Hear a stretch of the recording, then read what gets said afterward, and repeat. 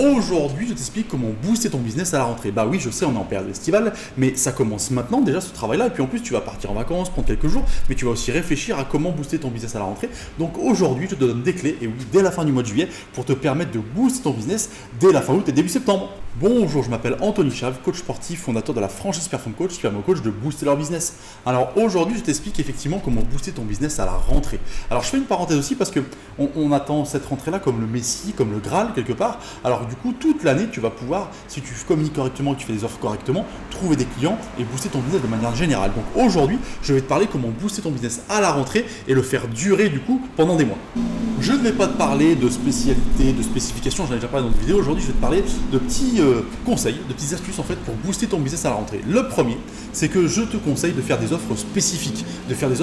J'ai pas dit des offres spéciales par rapport à une cible ou à une communauté de clients. Je te dis simplement que tu peux très bien faire des offres par exemple pour des duos ou des trios. Ça c'est important et ça peut te permettre de booster ton business. Bah oui, parce que du coup, au lieu de communiquer en disant je cherche des gens ou je veux, etc., il va falloir que tu communiques en disant que tu fais des offres spécifiques pour les gens qui veulent travailler en duo ou en trio. Cette offre spécifique va te permettre du coup de gagner plus d'argent en un même temps. Par exemple, si tu as 70 € l'heure, et bah, du coup, ce que tu vas faire, c'est que chacun ne va pas payer, si tu as un duo, 35 €. Chacun va payer par exemple 50 €, ce qui va te permettre derrière d'avoir une heure qui va être à 100 €. Donc du coup, tu vas pouvoir booster ton business en des offres comme ça qui vont te rapporter plus à l'heure. C'est toujours le même principe, je t'explique comment faire en sorte de gagner plus d'argent avec le même temps.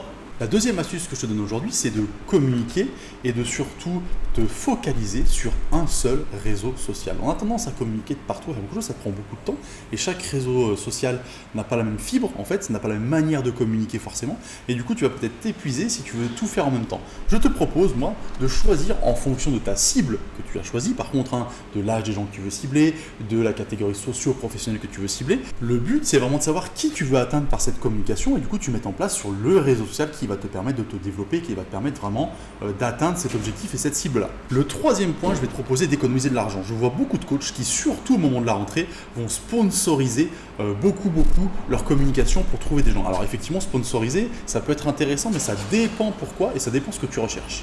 Moi, je vais plutôt te proposer d'améliorer la qualité de ta communication. La manière dont tu vas parler aux gens que tu cibles, la manière dont tu vas communiquer ton offre et la manière dont tu vas vouloir attirer les gens à toi. Regarde d'autres vidéos que j'ai fait, j'en ai fait plein sur ce sujet, ça t'aidera beaucoup, je pense, par rapport à ça. Et je t'invite du coup à ne pas dépenser de l'argent peut-être pour rien, parce que ça t'est déjà arrivé certainement de dépenser de l'argent dans le sponsoring et d'avoir très peu de résultats, parce que c'est quelque chose de très spécifique, il faut encore une fois très bien connaître sa cible, il faut aussi faire des tests, des essais, etc. Donc ça prend du temps. Du coup, moi je te propose de ne pas perdre d'argent et surtout de bien connaître tes clients. Si tu connais bien qui tu vises, qui tu cibles, tu vas pouvoir par des publications non sponsorisées, bien ciblées. Si par exemple tu es sur Facebook et que ton compte ou ta page Facebook a des cibles parfaites, a des cibles concrètes et qui correspondent à ton client idéal, pareil, je t'invite à regarder les vidéos précédentes que j'avais fait là-dessus, bah, du coup, tu vas pouvoir facilement trouver des clients en communiquant de manière gratuite. Le dernier point, je sais, je vous énerve avec ça, c'est augmenter tes tarifs. Et oui, c'est le moment d'en prévenir les gens maintenant, là c'est même un peu tard je pense, c'est-à-dire qu'il faut prévenir les gens que tu vas augmenter tes tarifs à la rentrée. Préviens tes clients, il faut toujours prévenir les clients quand ça se passe comme ça, et il faut que tu augmentes tes tarifs de manière légère. Attention, tu peux les augmenter beaucoup pour les nouveaux arrivants, parce qu'ils seront au courant de rien, mais pour tes clients actuels, il ne faut pas dépasser 10%, parce que ça peut être très mal pris et tu peux en perdre beaucoup trop en fait. Tu en perdras quelques-uns si tu augmentes tes prix, mais du coup tu en perdras qui vont être rattrapés par l'augmentation des autres sans aucun problème.